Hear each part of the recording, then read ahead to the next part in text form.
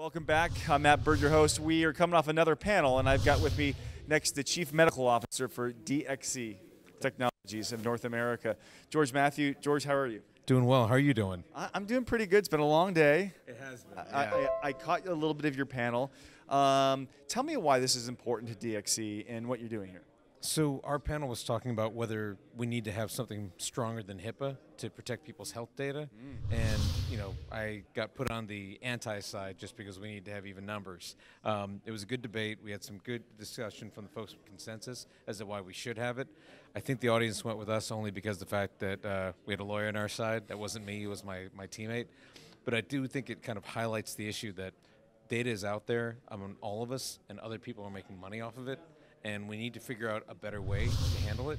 I know DXC, we're working on solutions for it. There are other companies like Humanity.co and Citizen and other small startups that are trying to figure out how do we empower people to own their data and use it in a way they can use it to help themselves. And I think this discussion is one of many you're going to hear over the next couple of years. So a layer above HIPAA, that's pretty impressive. Yeah. That's an undertaking itself. I won't get into specifics because I'm sure there's a whole architecture behind it. Yep. That's probably proprietary. But I am a little bit curious and interested in knowing, so where are you guys at with the blockchain integration phase? I mean, you get the front end, user enablement, and then you got back end, the data stack. Yeah. So talk to me about where you're at in the middle of that. So technology-wise, we have, like many companies, we have a blockchain company, Luxoft, that actually has built out a layer that allows for blockchain implementation. A lot of folks are using what they call distributed ledger, which means that you got like IBM or another company that's offering it, but instead of being decentralized, they're going to be like your vendor of choice, and they'll handle making sure it works properly. I think the real issue, though, is going to be, yeah, we got it to work, but do you want to use it? We're kind of in that whole Gartner hype cycle where it starts off where people are really excited and jazzed about it, then they try actually implementing it, and then the excitement goes away, and then the use kind of falls off. So we're kind of at the fall-off stage, but I think it's starting to tilt back up where people are like, well, there are some cases this might be useful. There's a lot of hype around blockchain. I cover the World Economic Forum and EU Parliament, a lot of the blockchain and fintech initiatives, the U.S. Trade Department, and so on. And I think there's some confusion between the digital currency or digital asset side and the blockchain side, which is the really unsexy side of things. It's the things that operate behind the scenes that actually make everything happen. That's right. I heard an analogy. Look at blockchain like a database, like an Excel spreadsheet. And all the use cases are the formulas that you create inside it. Sure. Okay. So what do you see as the next phase of implementation? If we're looking at the front end as the end goal, and we're looking at now adoption being the enterprise, what is the next phase? I mean, really, it's the use case itself. The problem we've been having now is that it's been a problem looking for a solution looking for a problem. A lot of people have been like, we can do this with it, like provider verification or claims processing or whatnot. They've proven the case works, and then you've gotten a response of, okay, that's nice.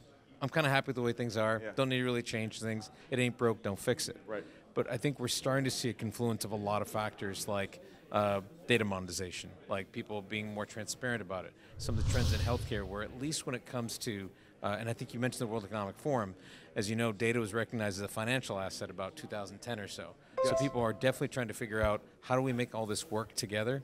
This idea of going to patients and saying, look, if we take your data and we figure out what the financial value of it is, and we let you decide if we can use it or not, that can actually change in healthcare at first, but other industries later. Well, it almost unlocks an entire new economy. That's exactly right. Once people realize that there's value in something that's just passive, like putting your money to work, except you're putting your data to work, like a money market account or a savings account. That's right, and it collects interest over time as long as you collect it together and you know what's going on with it. I mean, in your bank, yes, your bank is taking your money and loaning it to other people, but you always have an account of what your money is and what you do. That should happen with data too. George, I'd like to have you back. We had to cut the commercial break. I loved hearing some of your insights and stuff. I'd like to have you back on the show sometime, maybe in a different setting, maybe have you on as a contributor, but it's terrific. Thanks for your time. I appreciate it. Thank you very much. George Mathew, the Chief Medical Officer of CDX. At DXC. DXC, sorry, DXC. I'm Matt Bird, your host. You're watching the Traders Network show for ABC, NBC, Fox, CBS, and equities.com. Don't go away. We'll be right back after these messages. The 2019 Converge to Accelerate conference is brought to you by IEEE, the world's largest technical professional organization for the advancement of technology. Boehringer Ingelheim, passionately working to improve healthcare. NASCO, advancing digital health together.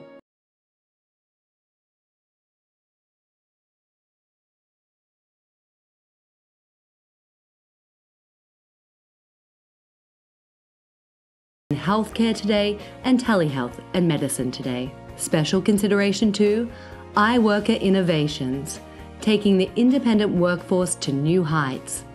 Connected Health Conference, designing for healthy habits and better outcomes. Haven Health Solutions, providing true blockchain transactional interoperability. Special thanks to Seaport World Trade Center for hosting us. And a special thanks to 1-800 Public Relations for all your PR and media support. We'll be right back after these messages. Don't go away.